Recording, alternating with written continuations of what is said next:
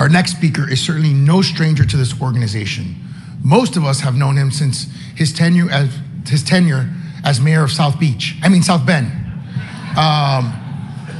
And many of us served alongside him here at the Conference of Mayors, where he was a member of the U.S. Conference of Mayors Advisory Board and chaired our automation task force.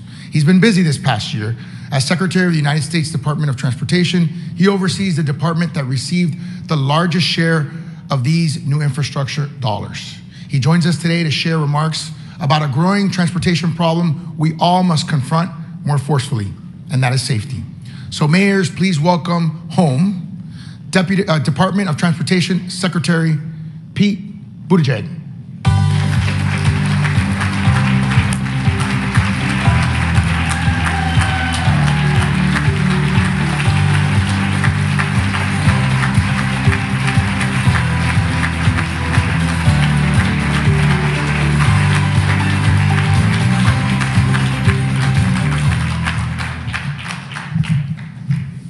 Oh, what a treat.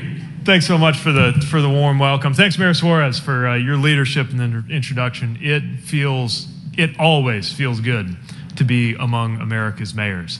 And we got a lot to talk about, so thank you for having me through. I'll just begin by recognizing that the job of mayor has only become more demanding and more vital since I wore the title not that long ago.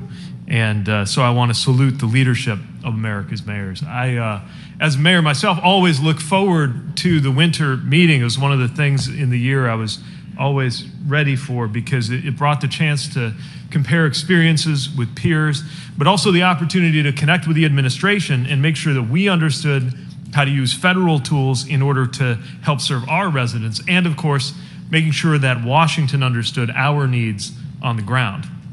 And through the pandemic and many other challenges, you have faced choices that were unimaginable to municipal leaders just a few years ago. But I'll also say that I can only imagine what it would have been like to be a mayor in the midst of an infrastructure season like the one that we're living in right now. When I was mayor, we were still waiting with increasing cynicism each passing year for the so-called infrastructure week that would come and go without a result in this city. And that's why I'm so glad to be here today. Not just because I'm always glad to be around fellow mayors, but because I'm now in a position to share with you updates on how we're doing and a little bit on how we can do more together as we enter the second year of President Biden's historic program of infrastructure investment. And in the middle of what I believe will be remembered in American history as an infrastructure decade. It's been a little over a year since President Biden signed that infrastructure package, and precisely 2 years since this administration came in and the president took office. And it's been a remarkable year. Across the country, often in partnership with city leaders, we have begun improvement on 3,700 bridges. We've improved over 69,000 miles of roads and highways. We've funded over 1,000 zero-emission buses around the country, and we are just getting started. In the year and years ahead, we're going to move more and more from concept to execution, from application to announcement to groundbreaking to ribbon cutting. And yes, I share the instinctive mayoral impatience for getting to that ribbon cutting moment. We are going to continue working with all levels of government and wherever possible, working on a bipartisan basis, just as we did with major help from you to get this package through Congress in the first place. And yes, that includes multiple opportunities amounting to billions of dollars in investment, where there is the possibility for cities to come directly to the Department of Transportation for direct federal support.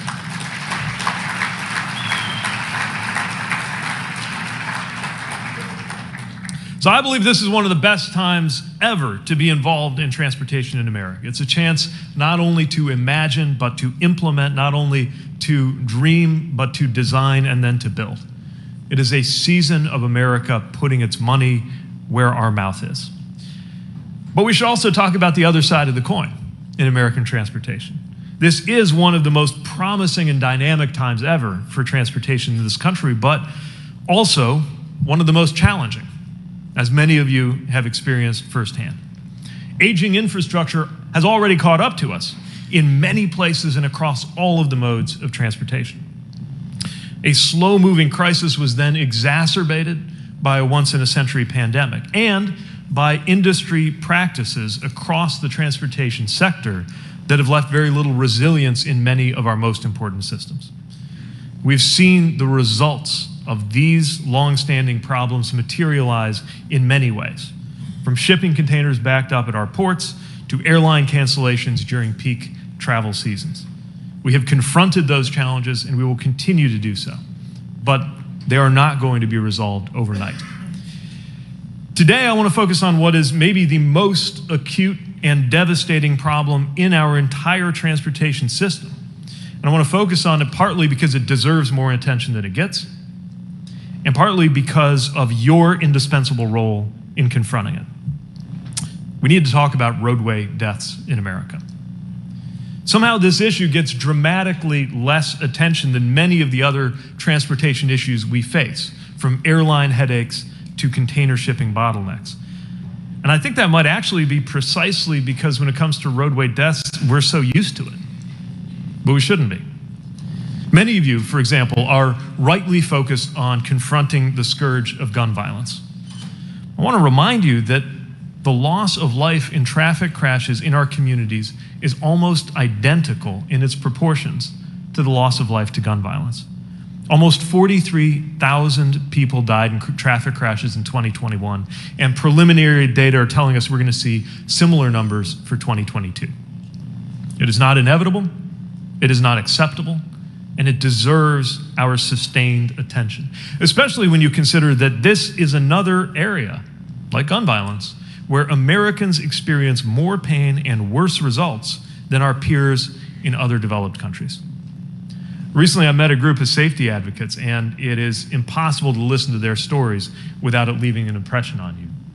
The fifth grader named Sammy, who was killed on the street on his way to soccer practice. The mom and U.S. Foreign Service officer who came back here from a stint working in a war zone in Ukraine, only to be killed by a truck riding her bike.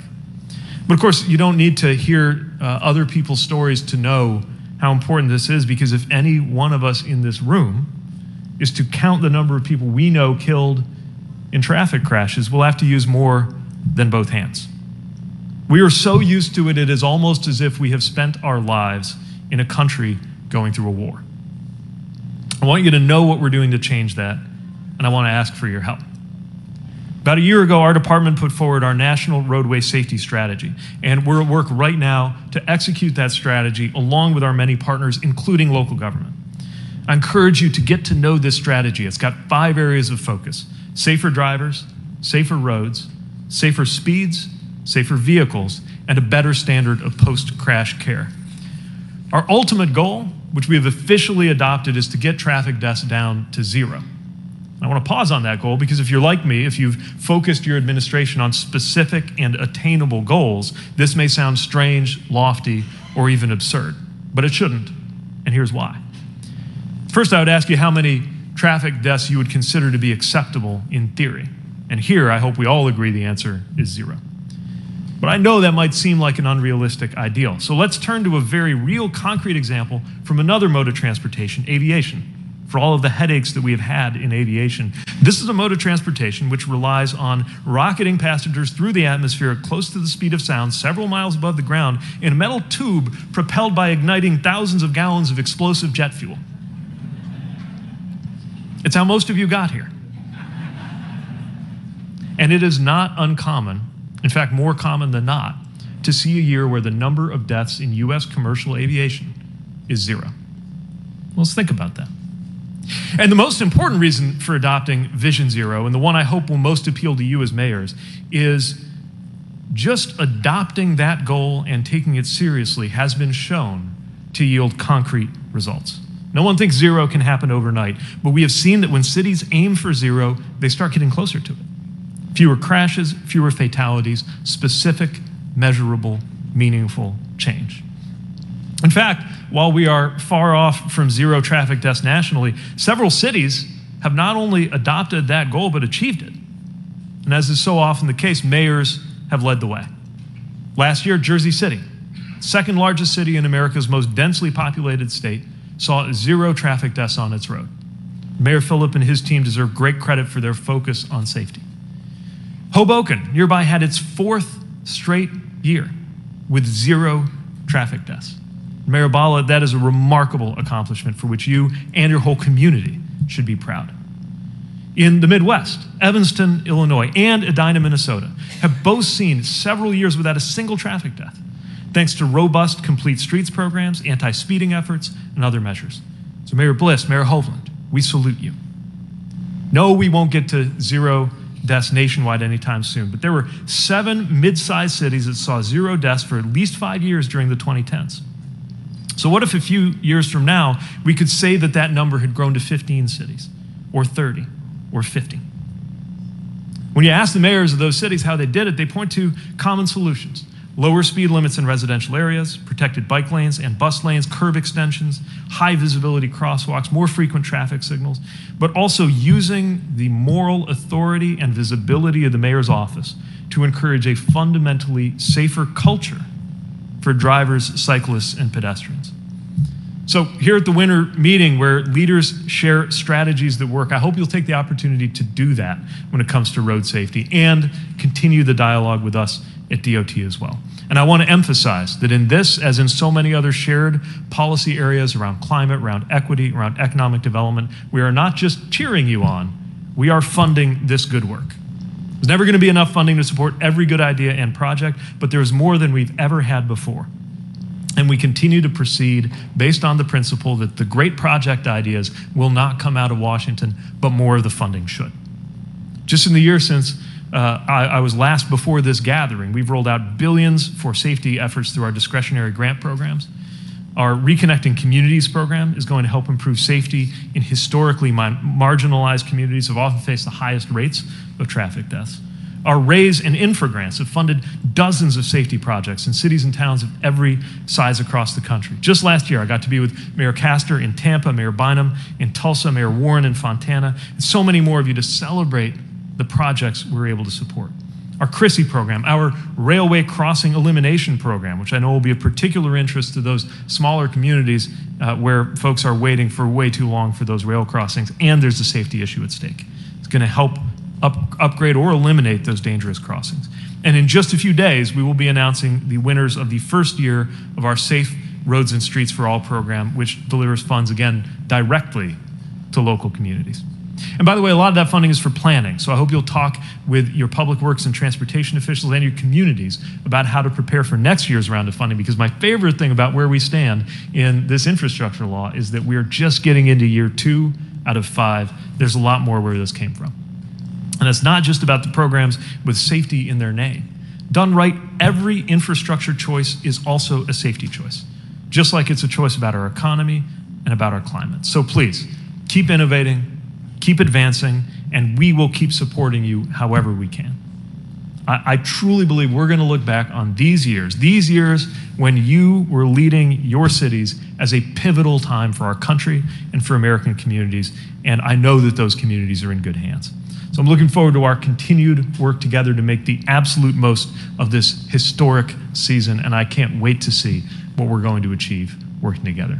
Thank you for your leadership, and thank you for the chance to address you today.